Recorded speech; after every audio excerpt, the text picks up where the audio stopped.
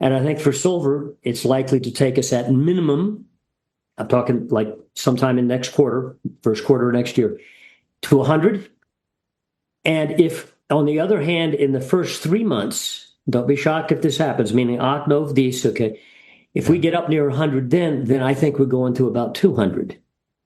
And wow. Well, no, it's not insane. Because I mean, gold would be at, five, 6,000 at that point. Gold might be 8,000 by then, but if silver were 2% of $8,000 gold, let's say gold does the routine again. Yeah. Okay. Yeah. 2% of that's 160. Is that right? Yeah. Okay. Yeah. I mean, you get the point. Michael Oliver explains that his bullish stance on silver dates back to early 2016, shortly after the market hit its bottom. Using his long-term momentum models, he identified the end of the bear market and the start of a decade-long stealth bull run in both gold and silver. According to Oliver, this quiet uptrend is now entering its acceleration phase, the point where prices move explosively, often completing half of the total advance within just 6 months. He projects that silver could surge to $100 by the first quarter of next year, and if momentum intensifies, potentially reach $200, especially if gold climbs toward $8,000. Oliver emphasizes that this isn't unrealistic. Silver's value has historically tracked around 2% of gold's price, which aligns with his forecast. Looking at the bigger picture, he notes that silver has been locked in a 50-year sideways range, with 2 peaks near $50 since 1979. Breaking above this range, he says, will redefine the market's reality. Silver will not return to its old levels, but instead stabilize in a higher long-term trading zone. Oliver reinforces his argument using charts from the Federal Reserve's data on base metals like lead and copper, which also traded sideways for decades before abruptly quadrupling in price and stabilizing at permanently higher levels. He sees silver poised for the same kind of structural revaluation. Fundamentally, silver's case is reinforced by tightening supply and rising industrial demand, from solar energy expansion to the growing use of silver in AI-related technologies. Since much silver is produced as a byproduct of base metal mining, supply doesn't automatically rise with price, creating a unique imbalance that strengthens the bullish setup. In Oliver's view, all signals, technical and fundamental, indicate that silver's explosive breakout phase has already begun. I'm already in, and our subscribers have been handheld for the last years. We got bullish in February of 2016, 2.5 months off the bear low. Yeah. Annual momentum of gold and silver said, it's over, I'm going back up. Nothing has changed the annual momentum of gold and silver, very long-term trend metric, okay? Mm-hmm. Nothing has altered that view. So it's been an ongoing bull for 10 years, and we're now at the point, I think, where the acceleration phase, the dramatic phase, where half the move occurs in 6 months, is about to occur. And I think for silver, it's likely to take us at minimum, I'm talking like sometime in next quarter, first quarter of next year, to 100. And if, on the other hand, in the first 3 months, don't be shocked if this happens, meaning Octave, this, okay, if we get up near 100, then I think we're going to about 200. And wow. Well, no, it's not insane. Because I mean, gold would be at 5,000, 6,000 at that point. Gold might be 8,000 by then, but if silver were 2% of $8,000 gold, let's say gold does the routine again. Yeah. Okay. Yeah. 2% of that's 160. Is that right? Yeah. Okay. Yeah. I mean, you get the point. But also, when you look at the silver chart, it's very important because that log scale gold chart, I've got this red arrow going up over the 5 decades. It's wave after wave, but higher and higher and higher. Silver, you could draw a line sideways through 1979, and we had 2 peaks at 50. We're only marginally out above that now. And so it's been caught in a 50-year range. We think this is a shift to a new reality and price level for silver, meaning when you move out of this zone we've been in for 50 years, okay, and you go to $100, $200, you're not coming back to 50. You're going to live in a new range. Yeah, there will be sell-offs in that range, but the level has got to be sought out first. And frankly, you can look at a monetary degradation issue, like you mentioned, the money supply increase. Well, if you compensate for that, we'd be $200 easily. Okay.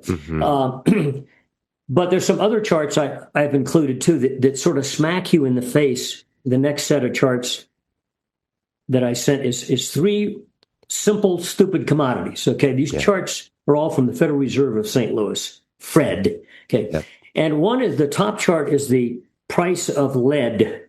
Okay, going back to the late 1980s. In fact, you could go back to 1980, and you'll see that the first phase of that price action is the arrow on the left at a very low level. It just goes for decades sideways. It sort of looks like silver today, where it was in 1980. Okay, but look what happened to lead. It just suddenly went boom and quadrupled in price. Not because of a crop failure. Okay, we're talking a base metal here. Now, wheat can explode because of a crop problem, but a base metal doing this. And by the way, other metals did the same thing around that time. But it went to a new reality. And yes, then it dropped off again. But look at the new reality that's prevailed since then on the lead chart at a much higher level, horizontal for decades. Yeah. Silver's still in the first range. Okay. Then the second chart's copper and copper products, as the Fed calls it. They incorporate products of copper. Same story. Multi-decade range at a given level. Then suddenly within a matter of about 6 months, you move into a quantum, to a new level, and you go sideways again, but at a whole new reality of price. And now copper's at all-time new highs, above even the 2011 high, which silver has only just done. Okay. The bottom chart is beef. Okay, pound of beef. Okay. Oh. Look at what it's done since. Don't get me started. Go to your butcher. It goes up in layers, and then it jolts, and in a new reality. Silver's about to enter that new reality, and we know its fundamentals. We don't focus on that, but we know that they've been tight for years. They get tighter. Industrial demand is continuing to rise because of solar, and the solar cell stuff. And also AI is creating a lot of demand because silver in micro forms is used throughout the whole system. And yet supply is not increasing. In fact, silver has a unique attribute in that most of the silver that's mined does not come from silver miners who are motivated, of course, by a rising price of silver. They come from people that mine magnesium or lead or zinc or copper. So it might be a marginal issue for them to increase silver production because, frankly, it's just a byproduct of their copper production, et cetera. So they're not motivated by rising prices. Silver has a unique fundamental game. The question is, when is it going to do it? We think it's begun. Michael Oliver begins by noting that gold is surging to new all-time highs and appears to be in the midst of another major bull phase. He projects that gold could reach at least $8,500 based on historical momentum patterns. Looking back to 1975, when private U.S. gold ownership was legalized, he identifies two major bull markets, each producing an 8-fold price increase from trough to peak. The first lasted about 3 years, the second about 10. With gold's last bear market low at $1,046 in 2015, he argues the current move is only halfway through its potential upside, implying that history alone supports a climb beyond $8,000. However, Oliver emphasizes that today's macro conditions, record government debt, global fiscal instability, and relentless money creation are far more extreme than in prior cycles, suggesting this bull market could exceed historical precedents. He then shifts to silver, explaining that while it often lags gold, it typically outperforms late in the cycle. This year, silver is already up more than gold, yet remains historically undervalued, trading at roughly 1.1% of gold's price, compared with the 2 to 3% range seen during previous bull peaks, 1979 to 80 and 2010 to 11. Oliver closely tracks the silver to gold spread, a momentum indicator showing when silver begins to outperform. The spread is now breaking out upward, signaling an impending acceleration phase similar to the one that triggered silver's explosive rallies in 1979 to 80 and 2010 to 11. Once the ratio moves above about 1.31%, he says, it could unleash a vacuum effect, sending silver sharply higher toward levels that historically marked major breakouts. In short, Oliver sees gold heading toward a powerful continuation of its long-term bull run, with silver poised to dramatically outpace gold once the spread breakout confirms, potentially echoing the parabolic surges of past precious metal booms. Let's start with gold. Obviously, it's just on a rip every day, new all-time high. Where do you see it going? Well, I'm not sure where it's going, but I suspect there's one level it'll at least see, and that's 8,500 area on gold. Now, there's a couple of charts I sent you. Mm-hmm. And the first chart shows a logarithmic scale, a ratio scale chart of gold going back to 2015, 1975, excuse me, when the federal government allowed us to own gold again. Okay. Yeah. That was very nice of them. Anyway, we've had two major bull markets in that 50-year span with external conditions that are nowhere near the dynamite conditions we've got in terms of factors that could drive gold. Both were eightfold moves in price, from bear low to bull high.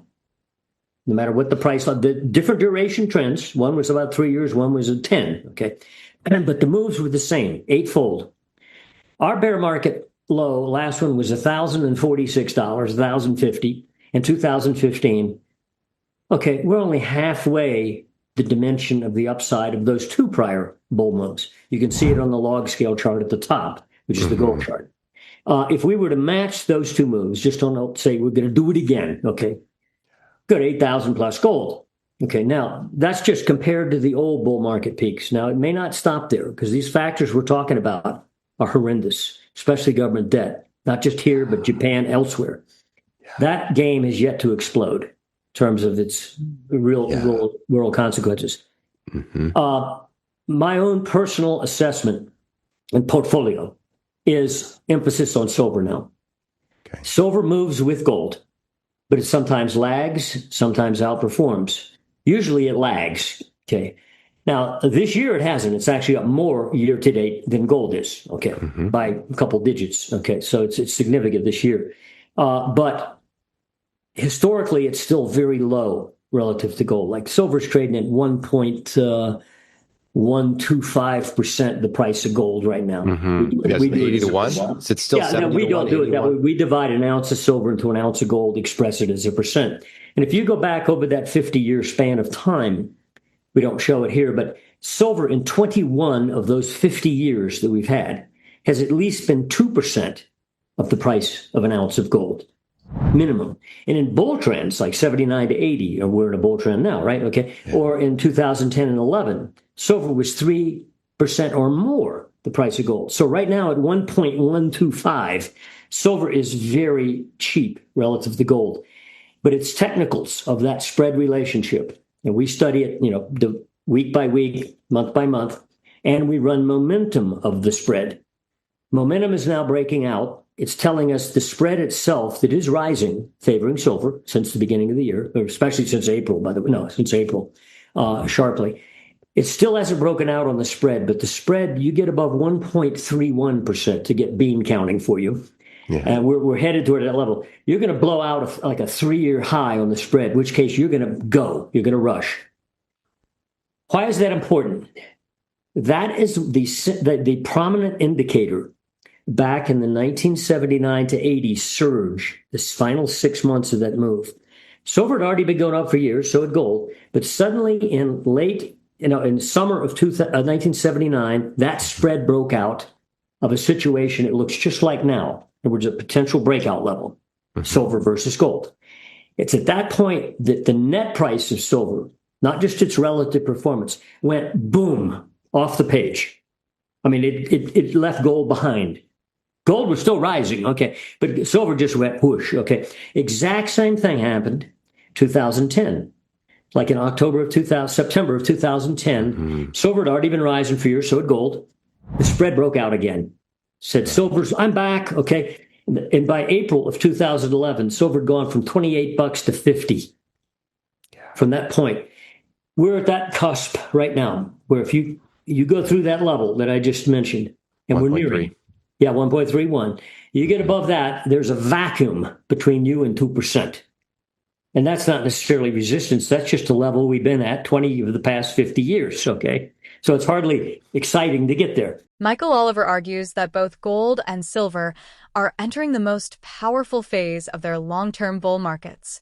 He notes that gold is setting new all-time highs and could reach around $8,500, based on the pattern of two prior eightfold rallies since gold ownership was re-legalized in 1975.